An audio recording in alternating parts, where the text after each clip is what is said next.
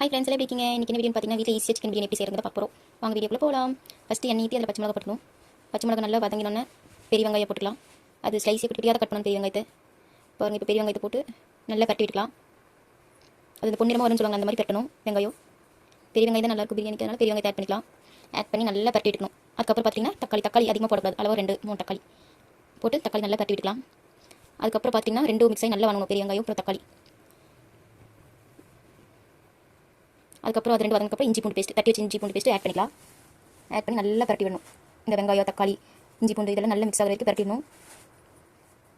அதுக்கப்புறம் இதை தட்டி வச்ச கிராம்பு பட்டை ஏலக்காய் பொடி இதெல்லாம் போட்டுக்கலாம்.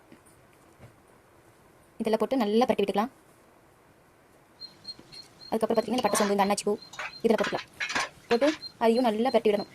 அப்போ தான் எல்லாம் மிக்ஸ் ஆகும், எல்லாம் ஒன்று செஞ்சு இல்லாட்டி திட்டு திட்டாக பிடிச்சிக்கும். பாருங்கள், அடி பிடிக்குது. அம்மா வந்துட்டு அடுத்து வேகமாக வச்சுருக்காரு. அதுக்கடுத்து புதினா ஆட் பண்ணிக்கலாம். புதினா ஆட் பண்ணி அதையும் நல்லா பரட்டிக்கலாம். புதினா ரொம்ப அதிகமாக போடக்கூடாது, அளவு போடணும். ரொம்ப அதிகமாக போட்டால் வந்துட்டு கசப்பாயிட்டு, அதனால் வந்துட்டு கம்மியாக புதினா போட்டு நல்லா பரட்டி விட்டுக்கலாம். அதுக்கப்புறம் நம்ம என்ன பண்ணுறது, சிக்கன் நல்லா கழுவி எடுத்துக்கிறாங்க. அதுக்கப்புறம் சிக்கன் கழுவி எடுத்து சிக்கன் ஆட் பண்ணிக்கலாம். சிக்கன் ஆட் பண்ணி அதையும் நல்லா பரட்டி விட்டுக்கணும். அடிப்பிடிக்காம பரட்டி விடணும். பிரியாணிக்கு எப்பவுமே சிக்கன் பீஸ் வந்து குட்டி குட்டியாக இருக்காது, நல்லாவே இருக்காது. அதனால் கொஞ்சம் பெருசாகவே சிக்கனை கட் பண்ணி போட்டுக்கலாம். அதுக்கப்புறம் பார்த்திங்கன்னா அம்மா கறி மசாலா போடுறாரு. கறி மசாலா போட்டு நல்லா கட்டி விடாங்க. பண்ணி இப்படி வந்து அதுக்கப்புறம் உப்பு தேவையான அளவு உப்பு. அதுக்கப்புறம் அரிசி தேவையான அரிசி எடுத்து கழுவி வச்சுருக்காங்க. அதுக்கப்புறம் அரிசி ஆட் பண்ணிக்கலாம். தண்ணி இப்போவே ஆட் பண்ணக்கூடாது, தண்ணி அரிசியை ஆட் பண்ணணும்.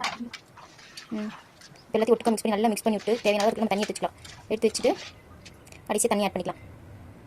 தண்ணி ஆட் பண்ணியாச்சு. இப்போ நல்லா அடி பிடிக்காத அளவுக்கு கிண்டி விட்டுக்கலாம். நல்லா பரட்டி விட்டுணும். அடி பிடிக்காத அளவுக்கு நல்லா பரட்டி விட்டு அது ஒரு தட்டு வச்சு நம்ம மூடி வச்சிடலாம். பண்ணிட்டு பிரியாணி ரெடி. இவ்வளோ தான் ஈஸியான சிக்கன் பிரியாணி. இந்த வீடியோ உங்களுக்கு பிடிச்சிருந்தா லைக் பண்ணுங்கள், ஷேர் பண்ணுங்கள், மறக்காம சப்ஸ்கிரைப் பண்ணுங்கள். Bye friends.